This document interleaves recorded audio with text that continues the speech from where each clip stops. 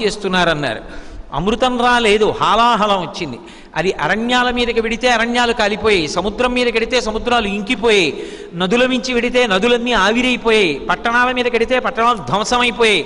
ఇప్పటి వరకు అమృతం కోసమని చెప్పి హాలాహలాన్ని ఉత్పాదనం చెయ్యాలని క్షీరసాగర మథనం చేస్తున్నటువంటి ఈ దేవదానవులందరూ కూడా తమను తాము రక్షించుకోవడానికి వేరొక మార్గం తెలియక గబగబా పరిగెత్తుకుంటూ చని కైలాసముజొచ్చి శంకరునివాసద్వారముంజేరి ఈశుని దవ్వారుకు లడ్డుపడ్డ తలమంచుంజొచ్చి కుయ్యో మొర్రో విను మాలింపము చిత్తగింపము దయన్ వీక్షింపమన్ సంభుజానన ముఖ్యుల్ కని రక్తరక్షణ కళా సంరంభునిన్ శంభునిన్.